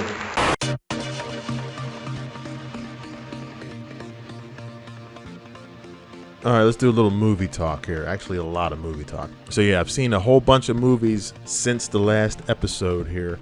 Obviously, I'm not going to talk about all of them, but I wrote down a few that I think are worth talking about, or at least the ones that are most recent. All right, in no particular order. The first one I want to talk about is 3 Billboards Outside of Ebbing, Missouri, which I think came out like last year or something, but I saw maybe a month or two ago on Redbox DVD, and I had wanted to see this from the beginning whenever I saw the trailers for it, and me and my mom were actually supposed to go to the movies to see it, but our schedules never worked for us to go see it. Finally, I rented it, and then I just want to say that I love this movie. I absolutely love it all the way up to the end. The ending kind of pissed me off. Like, I think they didn't know how to end it, and so they just came up with something and went with it. I don't know. But if you don't know what it's about, and they fucking won, I think, Oscars for this movie. Who's in it? Sam Rockwell, one of the best actors on planet Earth. If you don't know, watch any movie with Sam Rockwell in it and see how that dude just disappears. Like, here's what I want to say about actors real quick. I don't ever want to see another Denzel movie again, because when I see Denzel in a movie, I just see Denzel. And that's not to say that he's not a good actor, but him and like, who's the nigga, the snakes on the plane dude? Samuel L. Jackson. They're both great actors, but I've seen them in so much shit that whenever I see them, I see them. They don't like disappear into the character. Like, the whole time it's just like, oh yeah, Denzel's acting his ass off, or oh, or there goes Samuel L. Jackson screaming again. And so I've had enough of that in movies. If you follow where I'm going here, Sam Rockwell, just like that other dude who played Bane, what's his name, Tom Hardy. These dudes are great fucking actors, but their presence doesn't like stand out so much like Denzel or Samuel L. Jackson, or like Bruce Willis. When I see Bruce Willis in a movie, I just see Bruce Willis, and I'm sick of seeing Bruce Willis. I don't really like that dude anymore anyway. I found out that he doesn't even like being an actor. Once I found that out, that he only became an actor to fucking fund his rock band career. Like, I read or saw a video or something that was explaining why Bruce Willis doesn't give a fuck about movies. Like, you can tell in the movies that he just does not want to be there anymore, and he really never did. He only became an actor to get famous so that he could become a rock star and would already have the fame to go with it or some shit like that. And I was like, what? And now whenever I look at any of his movies, I'm like, yeah, you can see it in his face. Like he smiles all the time like, fuck this shit. Anyway, Sam Rockwell and Tom Hardy are two dudes who just turn into the character in the movie, and I don't even like notice them anymore. And that's what the fuck Sam Rockwell did in this movie. He was just this fucking, I don't want to give anything away, but his character was fucking complicated as hell, but like simple at the same. He was like a simple dude, but not. All right, wait a minute. What is this movie about? This movie is about a small town where this woman lived and her daughter got like brutally murdered. And that's all I'll say about that. Her daughter was murdered in a bad way, and the murder was never solved. And this lady, like after all this time had passed, like got an idea. She was like sick of the town police force not investigating up to how she thought they should be her daughter's murder, which, you know, had happened a while ago, and they never caught the guys. And so she fucking rented these 3 billboards that are like on the outskirts of the town that you see as you're coming or going to or from the town. Big, huge billboards. There's one and another and another. She rented them out and basically just wrote, fuck our town's fucking cops, solve my daughter's murder, kiss my ass cops, or basically something like that. And it was basically a war that went on between her and the cops in the town. And the cops were Woody Harrelson, and he was like the head cop. And then fucking Sam Rockwell, who was like underneath him. And Sam Rockwell plays a real piece of shit, but his character's complicated. And that's all I want to say. And this movie was fucking fantastic. I mean, I want to own it. The movie is absolutely Oscar worthy. It's definitely a fucking good time from start to middle to almost finished. But the fucking ending of it just, I mean, it wasn't that bad, but it just wasn't what I wanted. I don't know. I don't know. And I think in the end, they didn't know. The writers of whoever the fuck wrote it didn't know how to end it, is what I believe happened here. They just didn't know. And so they came up with kind of a, I don't know, a cute idea for the ending. And I was just like, what? So anyway, yeah, 3 billboards outside of Ebbing, Missouri. Ebbing, Missouri? I don't know. Three billboards. Just type that in. 3 billboards movie. Rented at the Redbox. It's fucking great. I would say that was really, really good. All right, what's another one? I saw the new Jumanji movie with Kevin Hart and The Rock and Jack Black and 2 other people there was The Rock, there was Jack Black, there was that chick who plays Nebula in the Avengers movies, or the Guardians movies, and the Avengers too. And Kevin Hart. I don't know. You've seen the trailers for it, I'm sure. If you haven't, I'll just tell you, there's another Jumanji movie out. And the plot of this movie is where like these 4 high school kids find this video game and they get sucked into it. And then whatever their personality is on the outside of the game, they become the opposite on the inside of the game. So Kevin Hart on the outside of the game as a teenager was a big, huge, strong ass football player. In the game, he's little ass Kevin Hart. The dude who played The Rock on the outside, I think was like a small nerd dude. I don't really remember, but inside the fucking game, he's a giant fucking musclehead. Oh wait, no. Yes. I think he was a skinny nerd on the outside, and on the inside, he was The Rock. So he was all muscly. You get where I'm going with this. And so the whole point was that they had to figure out some shit to beat the game, to escape the game. It's not that complicated. If you've seen the original Jumanji, just put it inside of a video game instead of a board game. What did I think about this movie? I think this movie was funny as fuck. I think that there was definitely parts of this movie, like a lot of parts, that actually had me fucking howling laughing. I'm not going to give away the parts. It was mostly the shit between Kevin Hart and The Rock funny. It had me laughing my ass off. So I liked that. I liked the chick who plays Nebula. If you watch the Avengers movies and you see that chick who plays Nebula, she's like half robot or like 3/4 robot in there. You would not know what she looks like in real life. In real life, that chick's like 6 feet tall and has like this crazy gym body, like workout fitness chick body. And they put that shit on display the whole time in this movie, and my mouth was just hanging open like, damn. But then it was weird. I don't know if they like CGI'd her abs or what, because her abs looked a little too fucking good. Like, I don't know. That chick's hot. She's hot as fuck, and I was definitely enjoying looking at her skimpy ass outfits in the whole movie, and she actually played a really good role. So yeah, I'm gonna put it like this. I enjoyed the movie. There was a lot of really funny shit in it. I would like to watch it again, definitely with my kid. I don't think I got to watch it with him the first time, but yeah, I enjoyed it. So Jumanji's a good time. I would say if you haven't seen it, pick it up at the Redbox. It's just a family funny movie. Whatever. It's very good. Jack Black is always funny. He's funny as always. And there's some other cool shit in it, if I remember, like how, so they're in a video game and everybody who they encounter in the game is basically an NPC or a non-playable character in the game. So basically, if you play a video game, everybody, you are you, so your character in the game can do whatever you tell it to do, but everybody else is like on a program. And so they only have so many things that they can do or say in response to you. So like basically everybody you talk to has a very limited number of things that they could say, and they like tested that to see how far it could go, and that shit was funny. So yeah, Jumanji's a funny ass movie. It's a dumb ass movie, but it'll have you laughing. So yeah, I recommend that one for a movie night at the crib. I saw Ready Player One in the movie theater in IMAX 3D, I think. I went all in on this ticket, you know, the $15 fucking IMAX 3D shit or whatever, because everybody else was saying how good this movie was going to be because of how good the book was. And so I was like, all right, fuck it. I'm going to go in here, blow my head off with the visual shit. Steven Spielberg, it's going to be the #1 movie in America or whatever. Let's go. Let's see what this shit's all about.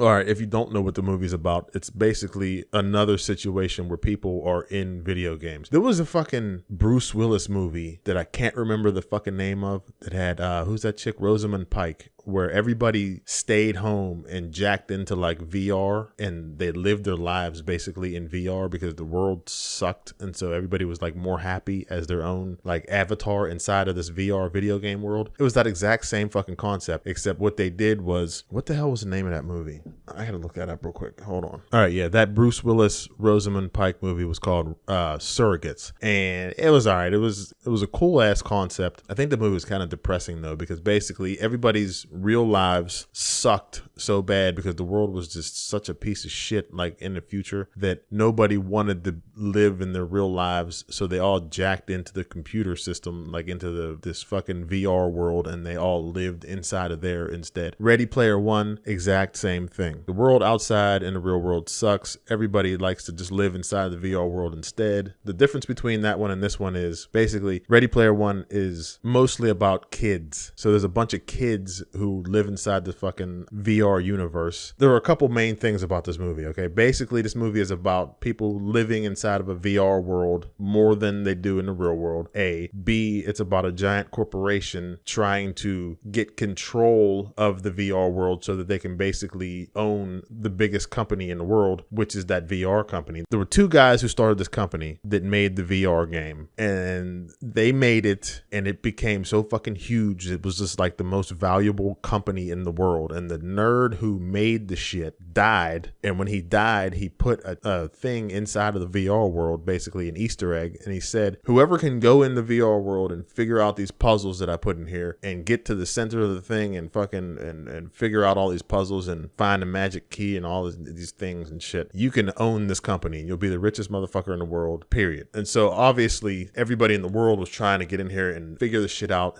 and win the company, but also the giant other company who just owned everything else basically in the world, they put their own people in the VR world to try to fucking win the shit too. So that's the second part of it. You have everybody in the world trying to fucking win to become the owners of this biggest fucking VR company in the world situation. And the evil corporation who's also trying to win the shit so that it can basically control everything in the world. It's a decent idea for a movie. Here's the shit that I don't care about. It's this whole nostalgia trip. I'm not one of these people who fucking is all nostalgic about shit. Perfect example. What was that Star Wars movie that came out?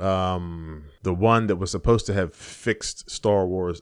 The Force Awakens. It was like the one that came after all the prequels. Like you had like the ones with Anakin Skywalker and Natalie Portman and all that shit. The one that came after that everybody was all excited for. I think it was The Force Awakens. I'm not sure. Whatever. It was like the first of the newest versions of the Star Wars movies. Fuck. I'm tired of talking about this shit already. Anyway, when that movie dropped, people were going nuts for the movie just because they saw things that they loved in the movie. Like it didn't matter to them what oh my goodness, the C-3PO! Ah! And that's all they needed. And it was, okay, fine. If that's you, that's you, or it's Han Solo. And just the fact that Han Solo was in the movie, even if he was just sitting there fucking sipping on a Diet Dr. Pepper and like had no words, the fact that they got to see him fills them with joy. They're just like these nostalgic people. And so that movie was a huge hit with those kind of people who that's all they need is just to see things that they're familiar with or that they love. I'm not one of those people. I could give a fuck. If I saw Han Solo sitting there sipping a Dr. Pepper, I'd be staring at him like, are you going to say something, dude? So, like, I don't just get chills up my spine for seeing shit. This movie is 100%, well, I'd say 85% supposed to fill people like that, those nostalgic type people, with the chills up their spine and the joy that they get just from seeing shit that they like from their past. So it was like a whole, 80s? I'm pretty sure it was like an 80s theme of this thing. And this movie was just full of fucking 80s references that I just did not give one fuck about at all. I was alive. I remember the 80s very well. And to be honest with you, I didn't even like the 80s. And then they nailed it. I mean, they put all the shit in there.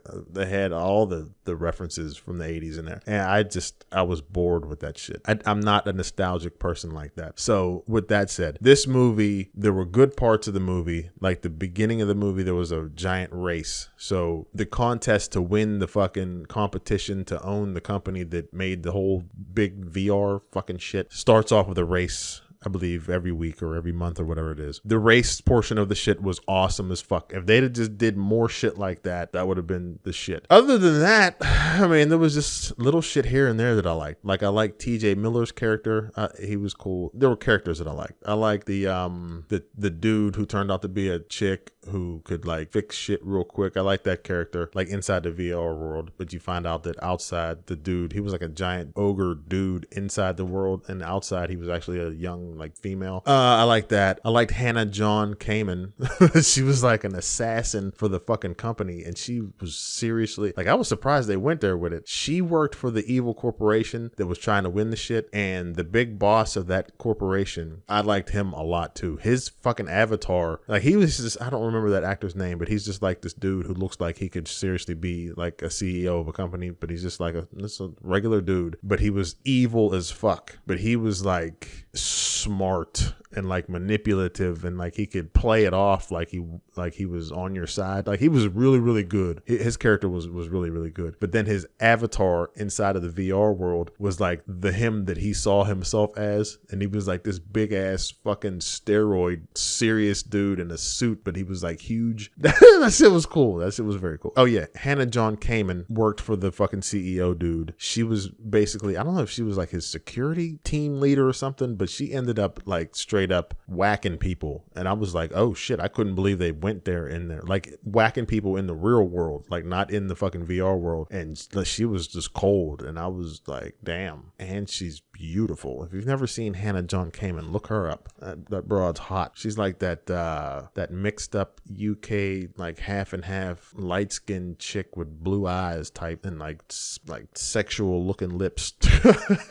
Yeah, she's hot as fuck. Anyway, the movie is worth watching. I would seriously, if I watched it again, fucking try to turn my brain off or fast forward through all the fucking 80s horse shit that they put in there. Like, they really try to make you believe that this kid that the movie centers around was super obsessed with the 80s. And I'm like, get the fuck out of here. Like, the 80s was not that cool. He's I don't know what year it is in the movie, like 2158 or something, but the 80s was the generation that he was all obsessed with. Like, come on, fuck that. What? I don't know. And they put like The Shining in there. That shit felt out of place. Like, wasn't The Shining in the 70s, number one? Number two, I think 90% of the kids who went to see this movie wouldn't know what the fuck The Shining was. So that's my problem with this movie. I didn't care about the nostalgia shit. If they'd have took that out, this movie, and just added more of the fucking awesome CG races and fight scenes and shit, man, you'd have a 10 out of 10 movie right there for my type of shit. So, but yeah, the fact that it was based on the nostalgia shit takes it down to, out of 10, I give it a 3, 4. I give it a 4.5 I give it a 5 out of 10 just because the visuals were fucking awesome. The story, you can fucking ball up and throw in the garbage. And that's all I'm going to say about that shit.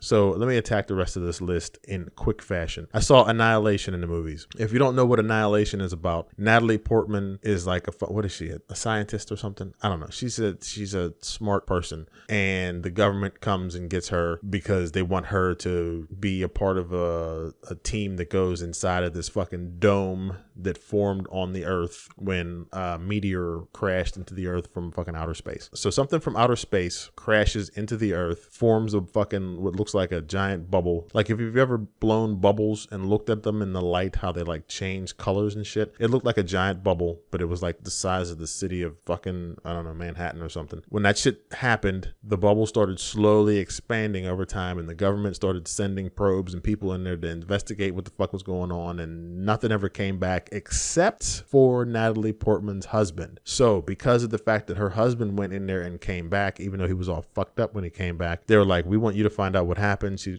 tried to talk to her husband. He didn't really give her no information. So they were like, well, why don't you go in too? And she did. I really like this movie a lot. But I think if you look at the reviews, people either like it or kind of hate it, because this movie is like a real mental fuck. All right, so what can I say without spoiling anything? Natalie Portman and I think 1, 2, 3 other females all go into this bubble to investigate, and the shit that goes on inside of there is crazy as fuck and like nothing that you've ever seen before in any movie ever, and I loved it. But this movie at the end leaves you with more questions than answers, and I think that shit pisses people off. It pisses me off a little bit, but at the same time, what they did give us in this movie was just mind-blowing and right up my alley, and I loved it. So yeah, I would say everybody should watch Annihilation, but I think 50% of you are going to be like, what the fuck was that? Fuck that movie. And another 50% will be like, yeah, that was some fucking awesome shit. And I'm on the awesome shit side. Yes, definitely. Go see it. It's great. Next movie I saw. Wait a minute. I saw A Quiet Place. If you don't know what A Quiet Place is, hey, where are you? Are you living in the woods? Are you off the grid or what? A Quiet Place is like one of the hugest movies out right now. I don't know how much money it made or whatever, but it was a huge hit. Some dude, what the hell is that dude's name? Jim Kresnaski. Who's that woman? Emily Blunt. Everybody knows who Emily Blunt is. By the way, she's in a lot of movies that I love. And that chick has like perpetual confused face. I mean, she's a good looking chick, but she always looks like her bottom jaw is kind of hanging open, like, huh? And she had like the look in her eyes is kind of like she's flabbergasted. Like, what? I don't know. Like, she just looks like that's what she's about to say all the time. I don't know. But whatever. But no, nothing against her. She's a really good actress, and I think she's beautiful. But anyway, her and her husband co-star in this movie A Quiet Place. But I want to say real quick, that chick is in a whole lot of my favorite movies, and 3 of them off the top. The Girl on the Train. If you've never seen that is a fucking 5 out of 5 fucking movie. I fucking love that movie. I've only seen it the one time, but I've never stopped thinking about it. I think I might buy that. Girl on the Train. She's in it. She stars in it. Fucking excellent movie. The Adjustment Bureau. She's in that. She stars in that with I think Matt Damon and that dude who plays Falcon or whatever from the fucking the black dude from the Avengers. I don't know his name, but the Adjustment Bureau is about. All right, wait a minute, real quick. The Girl on the Train is about Emily Blunt, and she's a crazy person, alcoholic, ex-wife chick who kind of lives in her own world in her own head, kinda, and I'll just put kinda in air quotes, and she sees some shit happening and ends up kind of involved in like this murder mystery type deal, and that movie is fucking great. It's from a book which I can't wait to get on audiobook one day. But yeah, so that is a fucking excellent movie. 5 out of 5. The Adjustment Bureau, Emily Blunt stars in it, and she runs into Matt Damon, and the two of them have a connection, but then you find out that the universe does not want them to be together. Like, they keep randomly bumping into each other and kind of falling for each other, but the universe has other plans for Matt Damon and what their little spark of fucking attraction, which eventually turns into more, is fucking with the fucking universe's plans. So it's like this error. So if like everything was a story that was written, like somehow these two went off of the story, and that is a fucking, that's all I can say without spoiling shit. But let's just say if everything that we're living in right now was a story written by some author that's, we'll call the author God, and it was supposed to go down like this, but then somehow a mistake happened and the two of them were not supposed to meet and fall in love, but they did, what would happen? That is a fucking excellent movie. 5 out of 5 stars. I've seen that probably 68 times. And the third one, fucking Edge of Tomorrow with Tom Cruise and Emily Blunt. Fucking excellent fucking sci-fi end of the world monster alien fucking battle ass movie. If you've never seen those 3 movies, those are 3 movies that she's in that are all fucking excellent. A Quiet Place she's also in with her husband. Not excellent. It's a good ass movie. Yeah, I mean, everybody else is basically saying how excellent it is. Me personally, I think that there were a lot of really huge problems in this movie that were like basically in the writing. The acting was all superb. The directing was all superb. The story was pretty fucking awesome, but the writing, like the choices that the fucking actors made and shit like that were just too off the fucking mark. It was like, come on, like it was just shit that just did not make any sense and that really frustrated me. So basically A Quiet Place is where it's another situation where aliens kind of invaded the earth, and these aliens work off of sound. They can't see or I don't know if they can smell. Yeah, I think they can smell and hear, and they can hear really, really well, like super loud, to the point where like loud noises annoy them. And like whenever they hear a loud noise or any noise, they just basically come and fucking destroy whatever's making the noise. So they're like super sensitive to fucking sound. And these things are like, they have like an armor on the outside of their skin. So they're like bulletproof and shit, and they're like fast as hell, and they're mean as fuck. And they basically look like, if you've ever seen the first Resident Evil movie, in that movie, the one dude turns into this fucking monster with like a fucking crazy big ass head with like big ass razor teeth and a long tongue. It looked just like that, or like Venom from Spider-Man. Like it had like Venom's head. Anyway, this thing was scary as fuck. Here's what I liked about the movie. There were 2 elements in this movie that shouldn't be together that they did put together that I think made it fucking super interesting and an awesome idea. One was that it's a scary ass fight the fucking aliens from outer space movie, and the other one was that it's this family trying to survive and stay together and work out their problems. What am I trying to say here? It felt like 2 movies that shouldn't be together put together, and it shouldn't work, but it does work. You basically have like that movie The Road. I hate that movie. I mean, it's a well-made, good-ass movie, but I fucking hate it because it's so depressing. But in that movie, it's all about him and his son trying to survive and stick together and get through this shit at the end of the world when there's no food and there's no water. And there's just, and society crumbled, and it's just like this drag, and it's like them trying to stick together after the mom and the wife died, and so you have that element, and then throw in that monster from the fucking Resident Evil movie coming in, and so it's like the shit shouldn't work together. It's like 2 completely different things in A Quiet Place, but it works, and I think that is what is awesome about this movie. So you have that element that I loved. You have the fucking monster, which I think is cool as fuck. Everybody in the movie acted fucking excellent. They have a deaf daughter. She acted excellent. Emily Blunt, as always, acted excellent. Her husband, who I guess is famous from that show The Office, which I've never seen, he was excellent. It was all excellent. The sound design was excellent. The visuals were excellent. Everything was excellent, except for certain fucking things. But there were a lot of certain things that just didn't make any fucking sense to me. Put it this way, this is a 2 hour movie that had like maybe 2 minutes of people talking in it. There was like no dialogue in the whole movie, and it's still good. But the story, I mean, it's fucking, some of the things that the people in this movie do is just dumb. Like really, really fucking dumb. Me and a guy that I work with were talking about it, and we agreed 100%. Like anybody in a situation that like they were in the movie would not do this, they would not do that. If they did this, then they need to fucking die anyway. They're morons. That was dumb. That was dumb. That it was just like this list of things. Like, come on, man, get the fuck out of here. Just unrealistic shit. But once again, a good movie worth watching.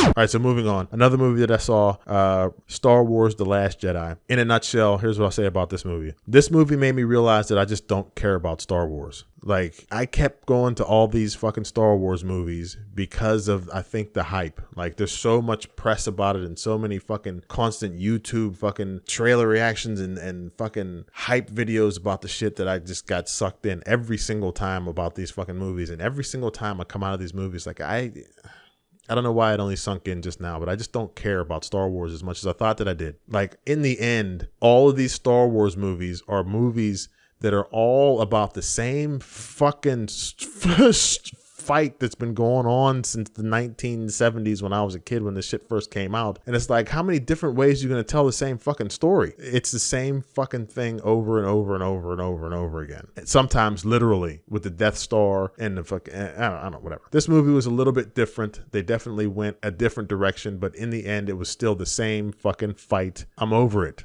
I don't care. I didn't give a shit about fucking Luke Skywalker's old ass drinking fucking purple titty milk from some alien female baby mama that he must have been fucking. I don't know what the hell was going on over there on that fucking planet. I just don't care about Star Wars. There were some cool parts in this movie though. Kylo Ren, I like him as a character. Him like struggling with himself but making choices and being determined and committed on what he's going to do. He chooses kind of incorrectly, but not. I don't know. I guess. Like morally speaking, he could have went one way or the other. I would have probably went the other way. But I like seeing this dude struggle and then finally just say fucking and commit. I was kind of digging Rey, her character. I liked Snoke, was that his name? That giant fucking big-headed ass CG dude. I liked all of the scenes with him in it. He was a fucking cool ass. Like, I just watching him fuck up Kylo Ren like from across the room and use the Force powers to fuck people up. That shit was cool as hell. And see, this goes back to it. Like, every one of these fucking Star Wars movies, the things that I liked about it was just seeing people fuck shit up. Like Darth Vader when he finally had that fight in like a couple movies ago, or the last one or whatever one it was, when he like fucked up a whole unit of dudes by himself. Yes, I want to see that, and then you can stick the rest of the fucking movie up your ass because I don't care about these characters. I don't care about their fucking war that's been going on for 7,000 years. Whatever. I don't even have anything else to say about this movie. I thought it was kind of cool, the idea that Princess Leia could use the Force to keep her alive in outer space with no spacesuit for like a little bit of time, and then could use it to kind of like fly through space. I thought that was very cool. Seems like most people didn't like that. I thought it was cool. Oh, and when the one chick hyper turbo warp blasted the one ship directly into another one to win the fight, I thought that was cool as fuck. Yeah, I don't care about Star Wars anymore, and this movie proved that to me, and I won't be going to see any more of them. So that's how I feel about Star Wars The Last Jedi. Don't watch it. Do not watch it. I'm telling you, do not watch it. Save your money. This one's not worth watching. If you know what's good for you, you will pass on this one. And then I only have one more movie to talk about, but I already did a movie review on it, and it is Avengers Infinity War. So since I already did a review on it, like an in-depth review on YouTube, I would say please go and check that out and hit the like button and hit the subscribe button if you haven't already. But in a nutshell, Avengers Infinity War is, I think, not a well put together movie. And just like A Quiet Place, there's a lot of dumb shit in it that I can't just ignore. All right, I'll just say this about Infinity War. Yes, it's worth seeing, especially if you've followed all the movies like I have. I'm just not on the hype train like everybody else. I have not thought about that movie at all, except for to make my fucking review video since I've seen it. And so that says something. Like, I've thought about A Girl on a Train since I saw that movie like 4 years ago, and it has popped in my brain randomly so many times since then. Like, yeah, I want to see that again. That's so good. The fucking Avengers Infinity War went straight out of my head. And maybe I'm just fucking over the whole Avengers thing. I don't know. That could be it too. 20 movies in, I might just be getting fucking superhero fatigue, but I don't think it's that. But yes, you should still go see it because it's still a good time. Like, a lot of shit's happening, but the movie's way too long. It's got shit in there that shouldn't be in there. There's shit missing that should be in there. And this isn't me trying to shit on a movie. I can imagine how difficult it is to make a movie this huge with this much of a buildup. I just have, I don't know. You know what? Fucking, I'm not even going to say I have problems with it. I'll just say that it didn't fucking affect me like I expected it to. So there you have it. And that's it for Movie Talk. Next segment. Now it's time to talk about something a bit more serious. All right, real quick, 5-minute serious topic fucking segment, and I'm not going to go on long with this, I promise. This is just something that's been on my mind a little bit. I want to talk about cheating. I want to talk about infidelity, people who cheat on their people that they're in a relationship with, okay? I want to start this off real quick by saying I'm not a saint, okay? I'm not like Mr. fucking Halo over my head when it comes to shit. I used to be a real big asshole back in the day, but I've been intentionally trying to become better in my life, all right? So this is how I can speak from a high horse, all right, because I'm trying. But anyway, what I want to say about this is it just something that it fucking kind of caught me from the side a little bit. I was talking to my ex, and I don't know, we were talking about relationships and shit, and then she was talking about how dudes are all liars and cheaters or whatever, and I don't know what my response was, but somehow we got on the subject of cheating, and I was saying, yeah, like I ain't with that or something. I don't remember what I said at all, but basically what the gist of what I was trying to say is I don't cheat. I don't condone cheating. I think it's a shitty thing to do. And I mean, hey, this isn't me judging. I'm just saying I don't do it, and here's why. But I'll get to why in a minute. But her response was, yeah, but people cheat for a reason. And as soon as she said that, it was like, wait a minute. And I fired back real quick. I was like, yeah, there's only one reason why people cheat is because they wanted to fuck somebody else. And so they did. So it doesn't matter what the fuck coat of paint you put on it. You wanted to fuck somebody else who wasn't the person who you're in a relationship with. And so you did. Like her thing was, well, if you're unsatisfied in some aspect of your relationship and you think you see what you're missing over here with this other person, then you're justified to fucking go try that out. And I totally understand what she's saying. And I think most people probably fucking feel that way. But my point of view on the whole thing is, look, you got to remember that we're animals, okay?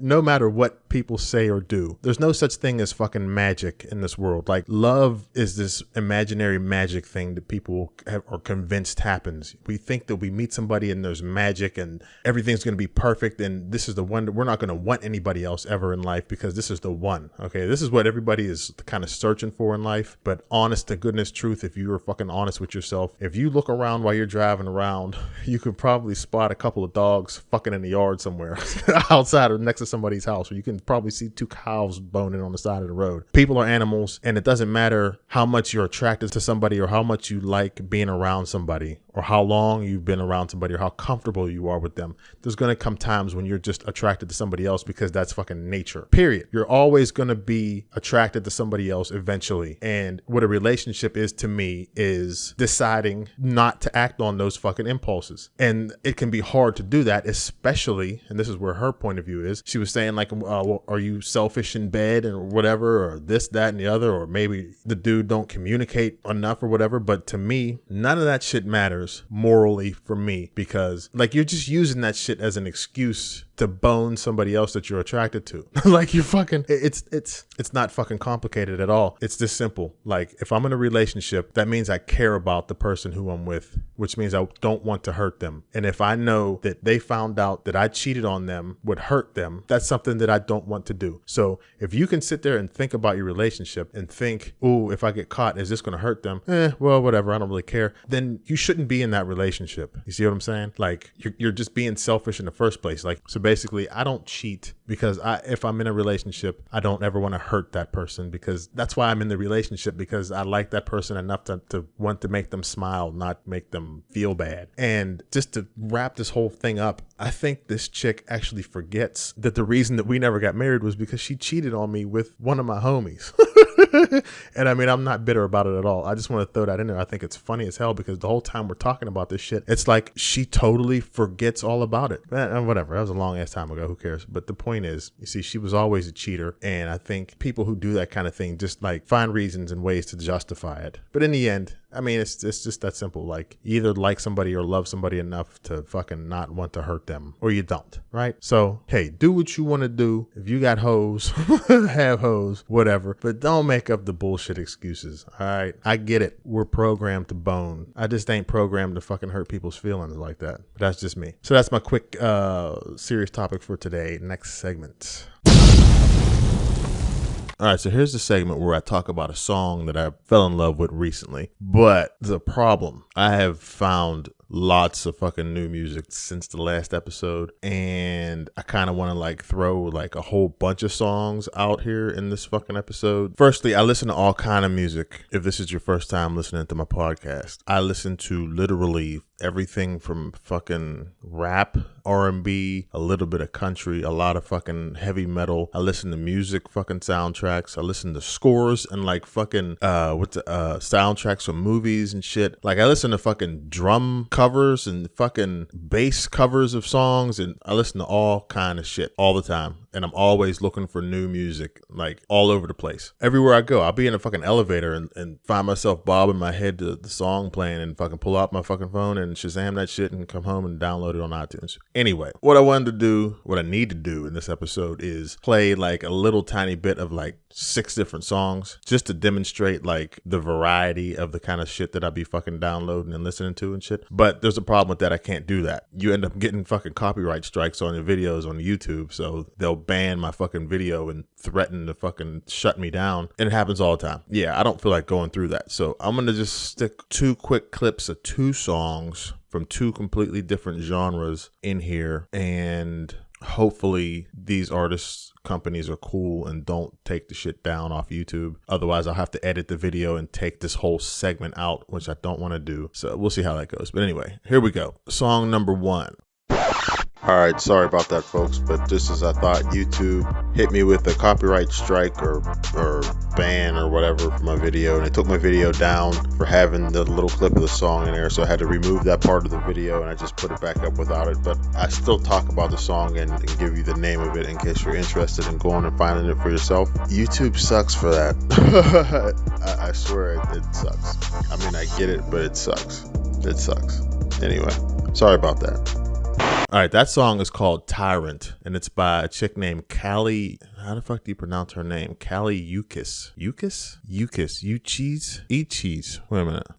What the fuck is her name? I gotta pronounce this right. Callie Uchis. Callie Uchis? Something like that. I don't know. She's a pretty, what is she? Dominican? Colombian. She's this pretty Colombian chick who popped up out of nowhere. I don't know. Maybe she's been around for a long time and I'm just late to the party or something. But I know the first thing I saw her in was some video with Tyler, the Creator. And that's a good ass song. I don't remember what the fuck it was called, but basically in a nutshell, this chick has a lot of songs that I like a lot. And she's pretty hot. You know, she's good looking or whatever and sexy. Her videos, she'd be dancing around and shit, and I like it. The unique thing about this chick is she looks so mellow all the time. If you look at her in any one of her videos or pictures, she looks like she could be in a room and you wouldn't even know it. She just looks so chill. But anyway, good voice. I love this song. Oh, and fucking Georgia Smith is in this song too. If y'all don't know who Georgia Smith is, look her up. She's the next big thing out of the UK, and she's doing shit all over the place. But anyway, so this is a song that I like on the R&B side of things, and I found this song recently and I'm digging it. I downloaded it, I bought it, I like it a lot. I like both the chicks singing it, and I plan on buying a lot more from both of them actually. Georgia Smith and Callie Uchis. I don't know how to fucking pronounce her name, I'm sorry. But anyway, all right, here's the next song, and it's on a totally different fucking opposite side of the music world. All right, so that song is called Wormholes by a band called Volumes. I heard that song, I think maybe in the gym or something on Pandora. It randomly popped up because I listen to a lot of rock music when I'm working out. And I think that song popped up and I like Shazammed it and then forgot all about it. And then like 2 weeks ago, I was at work and I was unloading my truck listening to shit and it popped back up and I was like, oh, I remember this. And this fucking song, I've listened to it like twice a day, every day since it popped back up like 2 weeks ago. And I mean, the song is just fucking, I don't know why this song, out of all those songs that I like, and there's a lot of them, this song fucking just grabs me by the back of the head and makes me start fucking like playing air guitar while I'm driving and shit. I love this fucking song. I love it. It makes me want to move back to California, and I don't even know why. I don't know where the fuck these dudes are from. I don't know nothing about them, but they got a lot of songs that I like. This is the number one that I like the most out of everything that I heard from them so far. There's a couple other songs that I really like from them off the top of my head. One of them is called On Her Mind. I think that's an even older one. I don't know when I think these songs are like from 2017 or 2016 or something. Like, they're not new. They've been around for a while, but the shit's new to me, so I'm talking about it. So On Her Mind is another one of theirs that I really like. Another one is called Erased. I really like that. I think there's another one called Across the Bed. Loving all those. Really loving this band.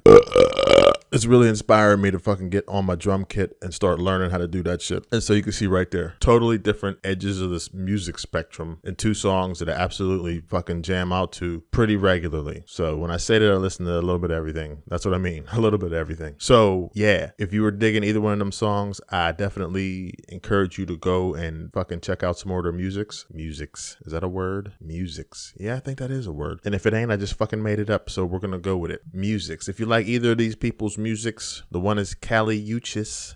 Uchis? And then the other one is a band called Volumes. I suggest you check them out. They're on iTunes. Next segment. Yeah, you know what time it is. It's time for the beer review, bitches. Bitches. Bitches, bitches, bitches, bitches. Which is a case of beer that I paid fucking $60 for, a case of beer that I've been waiting to buy for a fucking year because it only comes out once a year. It's a seasonal beer. It's a fucking triple IPA that's fucking 9.6% alcohol per, what is it, ABV alcohol bottle version. I don't know what that means. ABV or is it AP? I don't know. Whatever ABV means, alcohol, 9.6%, which means it's basically liquid fucking crack. It's fucking strong ass beer is what I'm getting at. And it's called Sierra Nevada Optimum. It's their spring fucking seasonal beer that comes out every May. I tried it last year just on a whim. I just saw the fucking 6-pack sitting in the grocery store and picked it up. And whenever I got home and tried it, I was like, oh, this is the best beer I've ever had in my life. And after I was done with that 6-pack, like 2 days later, I went back and bought another one, not knowing the shit was seasonal. And then when I was done with that one, the next weekend I went to go get some more and the shit was gone and there was no more. And I looked for it everywhere and couldn't fucking find it. And then I was like, what's going on? And I saw the guy who ordered the beer at the grocery store and he said, yeah, that's seasonal. And I said, fuck. And I wasn't able to get any more, but I never fucking forgot about it. And I went on their website and I looked it up and it said, yep, next May we'll see you with a new one. I was like, fucking next May? It was a year ago. I've been waiting for this fucking beer for a year. So there you have it. When I bought a 6-pack, I think the 6-packs were $19 or something like that. So spending $60 on the case is actually, well, what would it be? It'd be 6 times 4, or excuse me, 6 times. It'd be 6 times 20, which would be. So I mean, it's actually a little bit cheaper buying a case, but $60 is a lot of money to spend on a fucking case of beer. Whatever. I got it, and I was super excited, and I put the shit in the fridge and let it sit there overnight, and then I came home from work and I cracked one open, and I was all excited to fucking see if I still loved it just as much as I did last year, because it's a little bit different every year. It's a craft beer, so the shit's never going to be exactly the same. But I was so disappointed. I drank that first one. It wasn't, I'm not going to say nasty, but it was like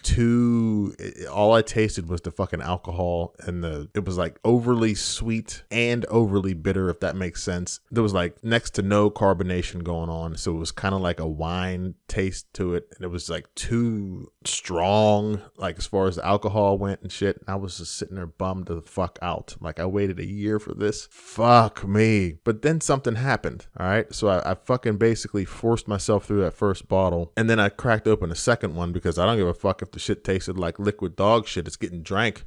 I waited a year for this shit and spent $60 on it. So, I mean, hey, it's going to the head regardless. But on the second bottle, it tasted a lot better. And I was like, that's weird. And then that was all I drank for that day. And then I came back the next night and I drank the third one. And the third one tasted fucking way better. And then the fourth one tasted way better than that one. And what was happening was I was grabbing bottles from different places in the case. And so I don't know. One of two things was happening. Either like these things are made in like batches, and I got like some from one batch and some from a different one or something like that. And so like the taste from this 6-pack was way different from this one over here. Like the first 6-pack that I was drinking from was kind of nasty, and then the second 6-pack that I was drinking from was great. Or maybe my taste buds just needed to adjust to this shit because it's such a complicated fucking beer with so much alcohol in it. Or, and what I think is the most likely answer to this whole fucking thing, is the beer was so fresh. Like I literally bought it. I was there like the day that it came into the fucking beer distributor. I think what happened is that shit wasn't even like settled.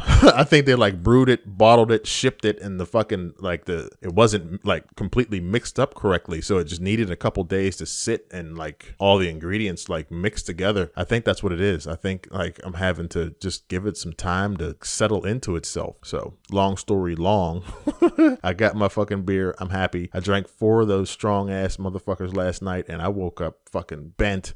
I mean, anytime you can drink 4 beers and be wrecked like you drank fucking tequila all night, that's some strong ass beer, but it's delicious and I'm happy. But I will say this, it's not anywhere near as exciting as it was last year. Last year, when I cracked that fucking bottle open for the first time, the smell of it overwhelmed me. It smelled like heaven. This year's version doesn't smell anywhere near as potent or as delicious as last year. So it's still good. It's still worth the money. I'm still going to drink it all, but definitely a little bit lesser goodness than last year. That's all I have to say about that. So, I mean, hey, if you're into IPAs, get yourself a case while they're lasting. I called the one place and they said they only got 1 case in. The other place that I talked to, they got 5 cases and I bought one of them. I might go back and buy another one. I don't know. We'll see. So yeah, Sierra Nevada Optimum Triple IPA, 9.6% alcohol. Get yourself some if you're into it. Next segment.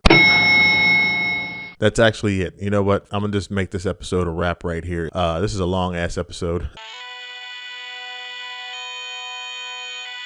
We here at the I Hate Tipping podcast would like to thank you again for dropping by to spend some of your precious time with us. If you find that you've enjoyed yourself, then please do us a solid and subscribe to the show. Also, don't forget to spread the word to all of your friends as well. Also, if you don't mind, please go to iTunes, give the show a 5-star rating. It helps other people find us, so the show can grow. And finally, the show host, Mr. Collin Key, would like you to know that he wrote a book. Here's the advertisement for that.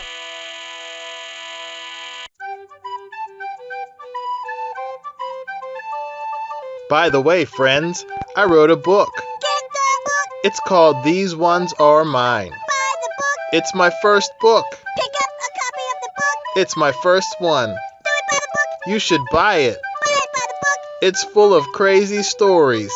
Cook it by the book. Cop stories, sex stories, fight stories, adventure stories, You can pick up a copy of the fucking book. fart stories, stories about animals, military stories, childhood stories, drug and alcohol stories, tobacco stories, and a whole bunch more stories. And every story is absolutely true. The book is available on Amazon and Kindle, and 100% of the proceeds from the book goes to buying me a mansion and a Porsche. For crying out loud, get the book. Thank you for buying my book, and thank you for your support. I love you.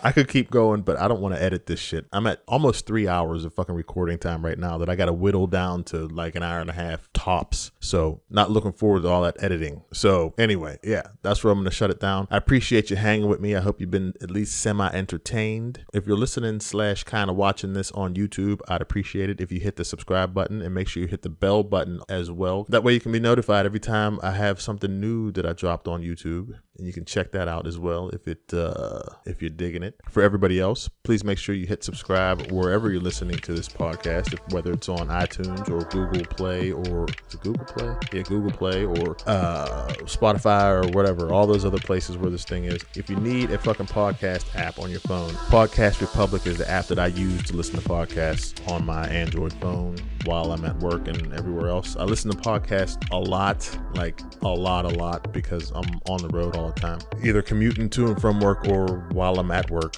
driving trucks all night. So this is the app that I've been using for years. It has all the fucking people that I listen to on there. They automatically pop up and my shit's on there. So I would suggest it. Podcast Republic app. It's free. Hit subscribe on there if you're into my podcast, and I appreciate you and I love you the most. All right, just so you know, somebody loves you. And that's it, ladies and gentlemen. Episode number 24 is a wrap. Be good, take care of yourself, and always try to help other people whenever you can. Till next time, peace.